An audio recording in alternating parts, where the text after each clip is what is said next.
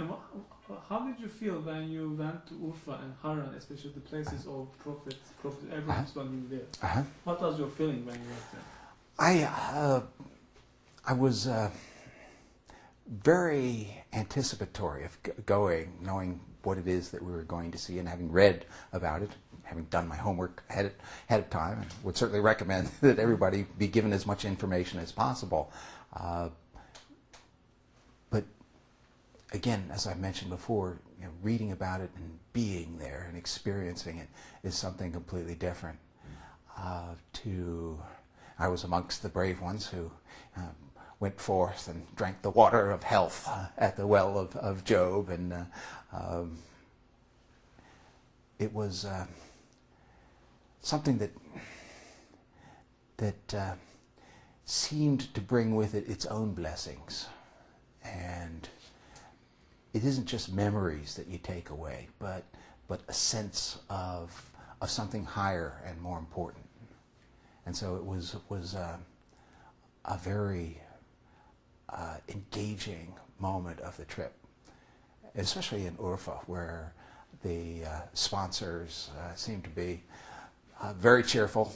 At the dinner that we had, there were a lot of the business leaders in particular who had joined us for dinner, and my wife and I were kind of in an enclave, surrounded quite literally by the sponsors, and the vivacity and sense of the joy of life was something, even though we couldn't always understand the Turkish that was being exchanged between the sponsors. It was just a moment of exhilaration to see the lively nature of a cultural tradition that was something that we had no experience with.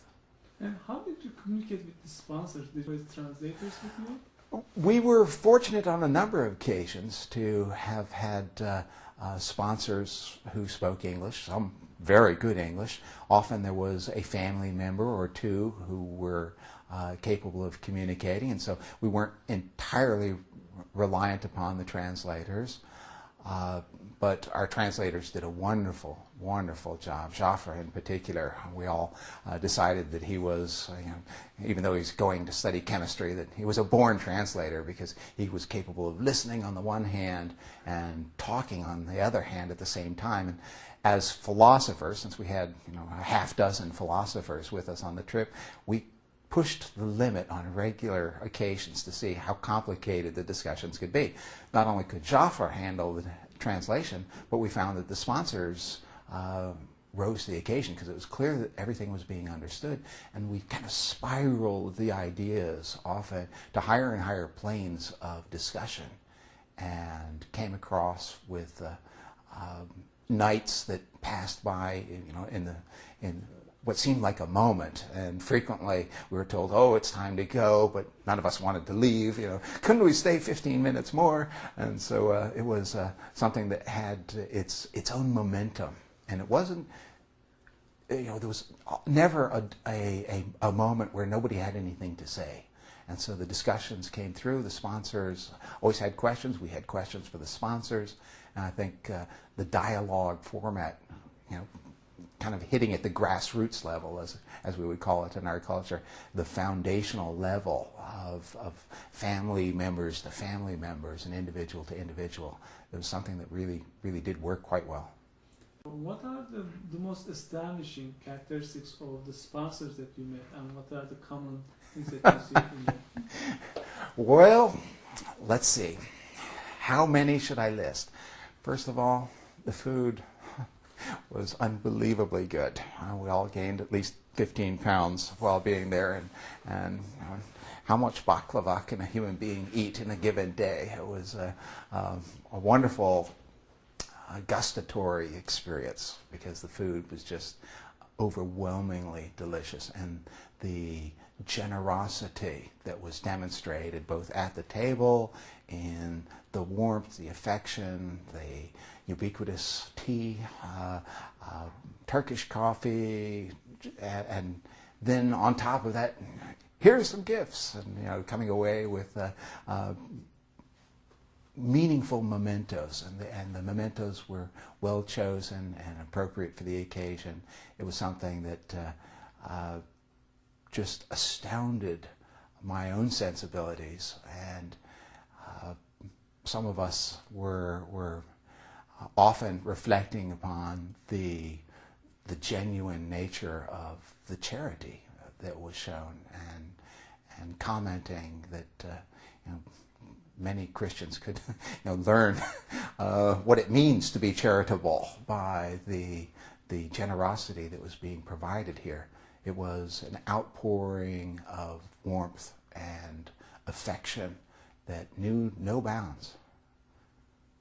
Did the trip also help you to reevaluate yourself? Like, as you said, like when you compare other Christians based on charity, what's charity, and how a person can give actually, did it also help you to reevaluate, reassess yourself also? It is very true. The philosopher Nietzsche said that every now and then we need to revalue our values.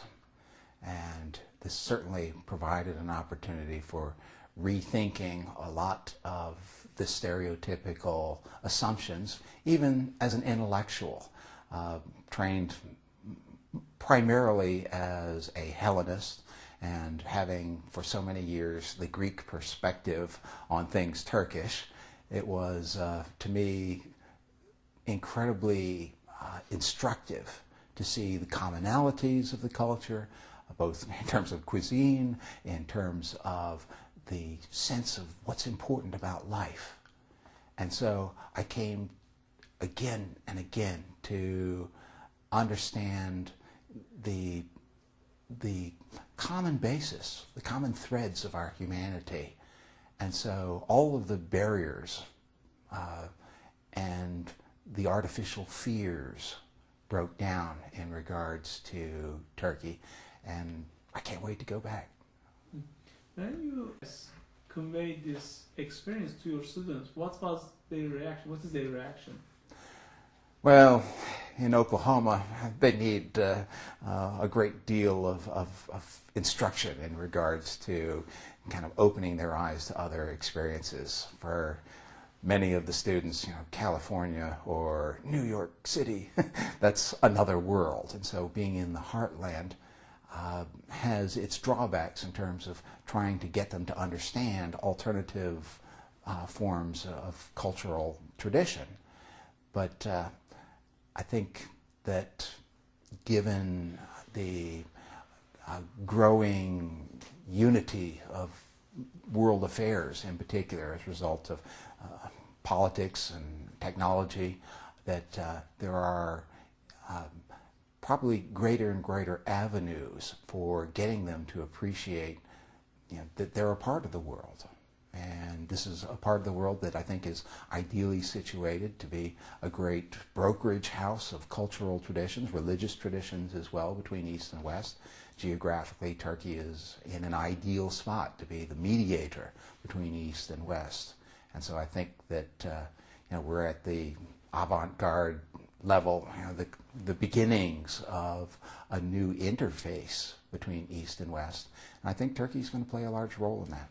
And I think the students will wake up to that in time.